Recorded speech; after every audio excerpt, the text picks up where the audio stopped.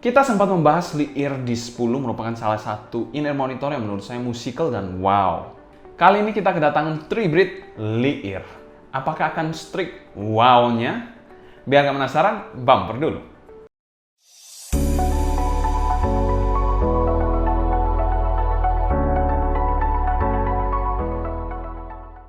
Halo semua, selamat datang di channel Sound Dignity bersama dengan saya Sebastian yang seperti biasa akan sharing info dan racun mengenai dunia personal audio, baik itu audio portable ataupun desktop audio. Jadi kalau kalian tertarik, gak perlu ragu lagi untuk subscribe, nyalakan tombol notifikasi, serta follow juga Instagram kita di Sound Dignity agar kalian tidak ketinggalan update-update terbaru mengenai dunia audio portable dan desktop audio.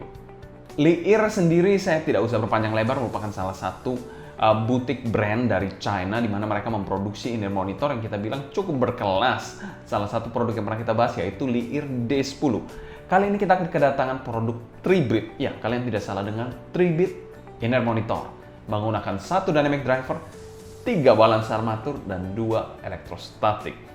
Untuk harga sendiri, Lear Tribrid atau yang biasa disebut dengan Chorus ini dipasarkan di angka 13 jutaan. Kalau saya kurskan kali 3.000 ya, yuannya dikalikan 3.000. Anggapannya aja ya ada ongkos kirim dan biaya lain-lain, pajak dan lain-lain.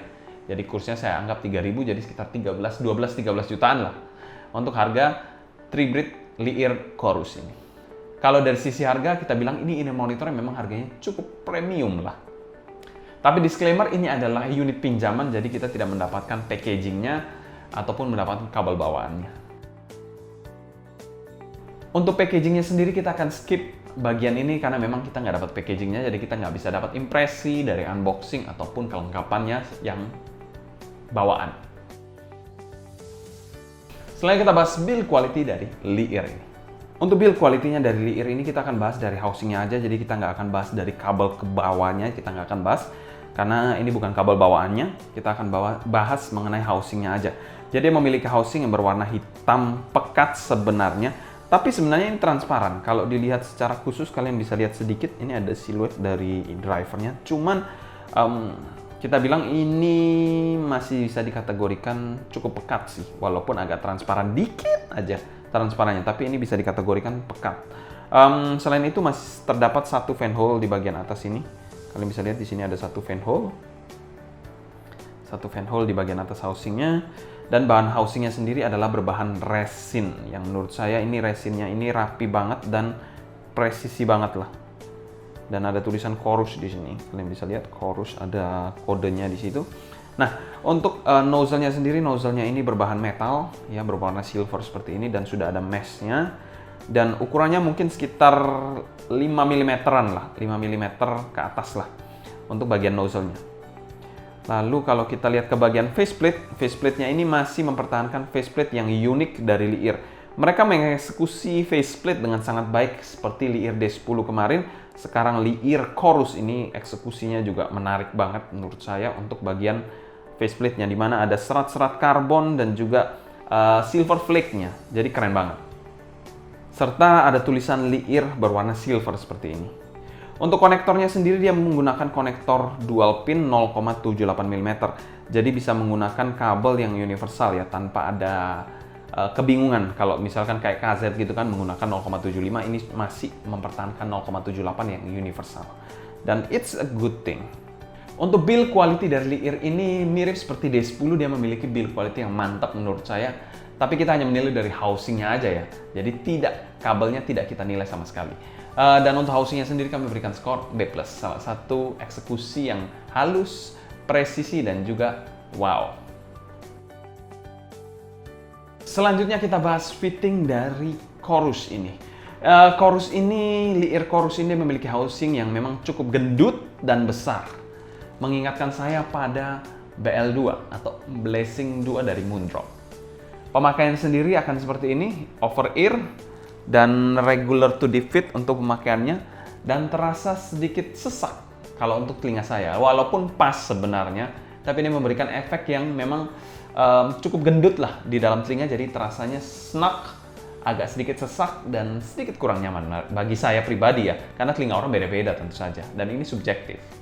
Dengan fitting snug seperti ini, dia memiliki kekedapan yang bisa dikategorikan sangat baik dan di atas rata-rata, seperti custom in-ear monitor.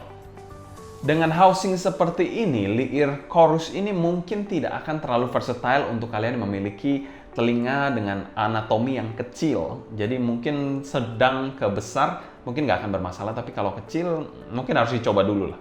Sebelum kalian melakukan blind buy, karena fitting akan sangat mempengaruhi kualitas suara yang dihasilkan nantinya. Selain masalah kenyamanan. Dan secara fitting kami berikan skor B untuk Liir chorus ini. Setelah kita bahas sound quality dari Liir chorus ini, menurut saya arah suaranya ini arahnya warm, mirip-mirip atau mengingatkan saya seperti Liir D10 suaranya yang menurut saya sangat-sangat musikal banget. Dan ini in-ear monitornya sedikit berat untuk di drive. Sebenarnya bisa menggunakan smartphone, tapi harus kalian naikkan dari volume biasanya yang kalian gunakan. Mungkin kalau saya menggunakan Kato atau in-ear monitor pada umumnya mungkin 50. Kalau ini mungkin 70 untuk dia bisa nyanyi dengan optimal. Untuk bagian bassnya sendiri, bassnya berbeda dari Liir D10. Dia memiliki bass yang lebih cepat dari D10. Selain itu, dia memiliki bass yang cukup deep walaupun tidak super impactful banget. Memberikan bass yang bersih dan juga gesit. Jadi kalau kalian mendengarkan lagu-lagu double pedal, menurut saya ini bassnya cukup gesit. Dan masih memberikan tekstur dari dynamic driver. Karena dia menggunakan satu dynamic driver. Dan kemungkinan besar dynamic driver tersebut adalah bass atau menghandle bagian bass. Tipe bass dari Liir ini menurut saya tipe bass yang asik banget. Tapi kalau kalian memang cari bass yang super impactful banget untuk kalian yang bass set akut, mungkin agak sedikit kurang aja impactnya. Tapi kalau kita bilang deep secara quality juga bagus lah. Gesit, clean, dan juga ada kesan atau tekstur dari dynamic driver. Untuk bagian mid, ini salah satu yang spesial mengingatkan saya pada D10 atau Liir D10 yang musikal banget. Dia juga memiliki mid yang lush, smooth, dan juga sweet banget. Male vokalnya ini memiliki ketebalan yang pas, jadi tidak terkesan terlalu tipis. Semuanya tersampaikan dengan baik, energinya juga bagus, artikulasinya pun jelas menurut saya. Female vokalnya ini sweet, smooth, dan mendayu-dayu. Mantap sih kalau saya bilang. Kalau kalian suka dengarkan lagu yang audiophile, yang vokal, ini in-ear monitor yang wow. Selain itu juga mid-nya ini aman dari shouty. Sudah saya coba dan aman dari shouty. Presentasi instrumen-instrumennya pun di bagian mid, kita bilang kesannya ini tidak overly forward, pas lah. Jadi semuanya blending dengan sangat baik.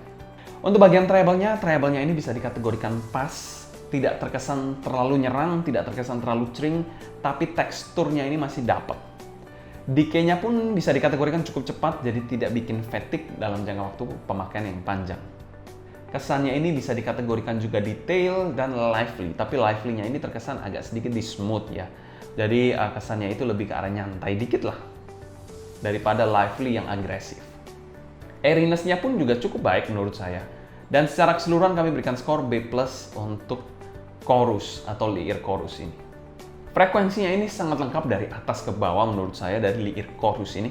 Tapi salah satu hal yang mengganggu yaitu koherensinya. Jadi koherensi tiap drivernya itu terasa berbeda. Sehingga kalau kita bilang, jika saya suruh milih ini atau D10, saya milih D10 karena memang dia memiliki suara yang kita bilang lebih harmonis jika dibandingkan Liir chorus ini. Itu menurut saya sekali lagi. Jadi menurut saya timbernya ini agak sedikit kurang koheren lah antara satu dengan yang lain. Selanjutnya kita bahas teknikalitas dari Liir chorus ini. Presentasi dari Liir chorus ini bisa dikategorikan mellow dan warm body banget.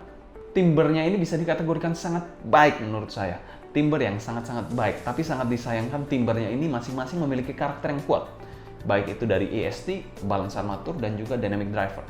Dimana saat digabungkan, ketiga karakter yang kuat ini memberikan efek yang agak sedikit kurang harmonis. Jadi kalau saya suruh milih, saya memilih yang semua balance armatur, ataupun mungkin dynamic driver single, ataupun mungkin balance armatur dynamic driver. Daripada 3 3-bridge menurut saya. Lebih baik hybrid daripada 3-bridge. Tapi itu sekali lagi hanya pendapat dari saya.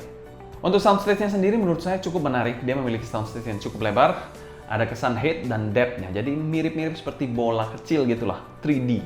Dia memiliki dimensi yang baik juga. Untuk detail sendiri dia memiliki mikro detail yang masih terasa, masih dapat, dan makro detail yang menurut saya cukup terasa baik lah. Jadi dia dapat memisahkan atau memberikan transisi yang baik. Clarity-nya pun menurut saya cukup jelas. Dia menghasilkan semua suara dengan cukup fokus dan tegas. Separasi imaging dan positioning, separasinya menurut saya oke banget.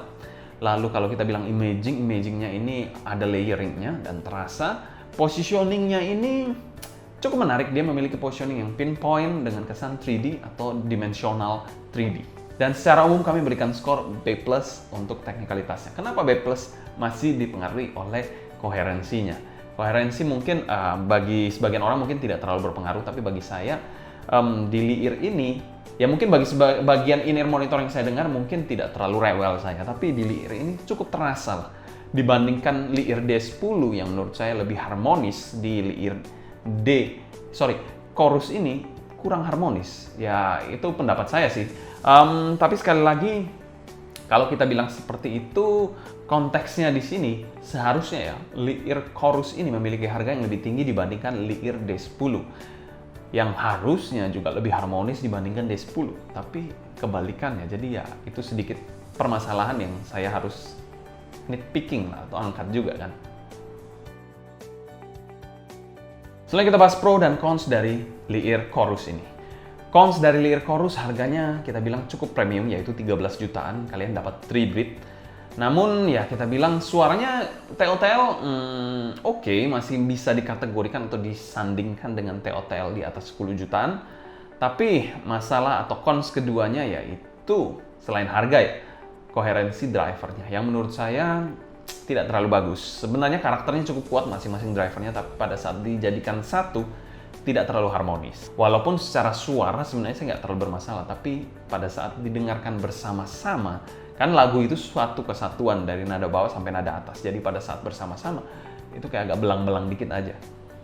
Pro-nya kalau kalian pencinta in-ear monitor warm, in-ear monitor ini salah satu pilihan yang wow banget menurut saya. Kalau kalian tidak terlalu bermasalah dengan koherensinya. Untuk value for money dari Liir Chorus ini kami berikan skor B dan masuk pada kategori fair value. Kesimpulan, Chorus ini memang in-ear monitor yang bagus menurut saya. Tapi kalau saya suruh milih antara D10 atau Chorus, saya mungkin milih D10.